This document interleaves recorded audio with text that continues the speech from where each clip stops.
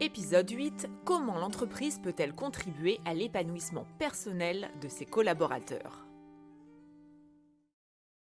J'entends de nombreux managers et professionnels des ressources humaines me dire qu'ils ne savent plus quoi faire pour répondre aux sollicitations de leurs collaborateurs qui sont de plus en plus exigeants dans les attentes qu'ils peuvent avoir vis-à-vis de leur entreprise.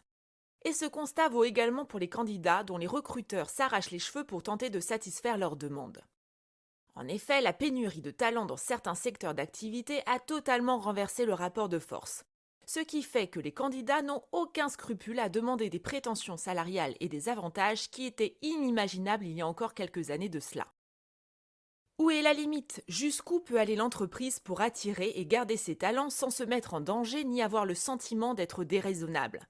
Ce que je veux dire, c'est quelles sont les demandes des candidats et salariés qui se justifient vis-à-vis du contexte actuel et qui auront en plus un impact positif sur l'image de l'entreprise, et quelles sont les demandes qui, au contraire, engendreraient plus d'effets négatifs, que ce soit sur le reste de l'équipe ou encore au niveau de la rentabilité de l'entreprise.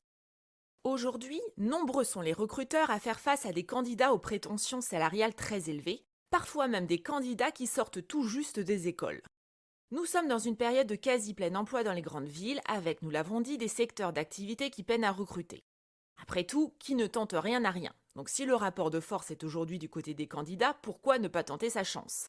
Mais lorsque les prétentions salariales sont élevées, le revers de la médaille est que les attentes des entreprises le sont aussi.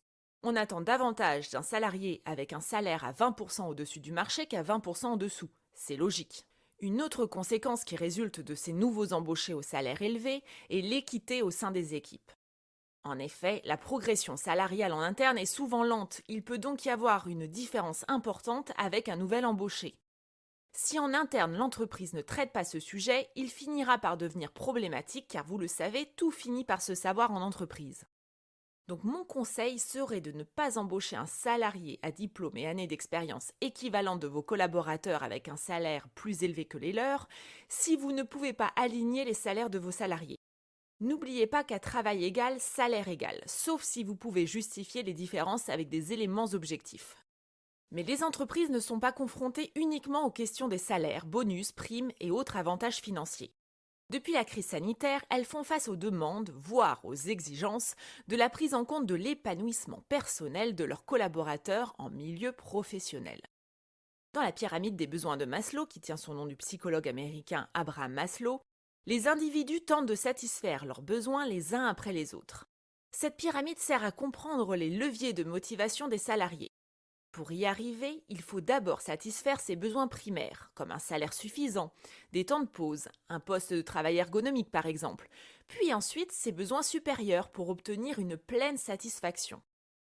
Dans les besoins supérieurs qui participent à l'épanouissement personnel des salariés, on trouve principalement deux demandes: l'équilibre vie professionnelle-vie personnelle et le bien-être grâce au travail au quotidien. Concernant l'équilibre des temps de vie, les entreprises, sans faire de généralité bien sûr, ont progressé en un temps record. 4 grandes entreprises françaises sur 5 proposent aujourd'hui du télétravail à ses salariés.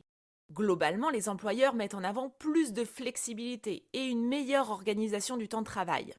La flexibilité peut passer par de la souplesse dans les horaires avec la possibilité de démarrer plus tôt pour terminer plus tôt, de pouvoir raccourcir sa pause déjeuner ou au contraire l'allonger pour pouvoir pratiquer une activité sportive. La flexibilité des horaires implique de la part du management de manager par tâche et non par temps de présence. Une meilleure organisation du temps de travail implique quant à elle une optimisation du temps de travail. Par exemple, un ordre du jour lors des réunions pour ne pas s'éparpiller et perdre du temps. Ou encore une discipline de chacun face aux emails pour ne pas avoir une boîte mail surchargée. Grâce à une meilleure organisation du temps de travail et à l'exemplarité des managers, la déconnexion devient alors possible. Dans une bonne organisation du temps de travail, les réunions avant 9 heures et après 17 heures sont bannies. Pas seulement pour les salariés parents d'ailleurs. Ils ne sont pas les seuls à avoir le droit à une vie personnelle. C'est une attente globale des collaborateurs. Encore une fois, le principe d'équité doit être la règle. Outre l'équilibre des temps de vie, nous retrouvons dans les attentes des candidats et collaborateurs l'épanouissement personnel grâce au travail en lui-même. Et oui, il existe des personnes qui n'attendent pas le vendredi 17 heures pour être bien, mais qui le sont dès le lundi matin grâce au travail. On passe en moyenne un tiers de notre temps à travailler.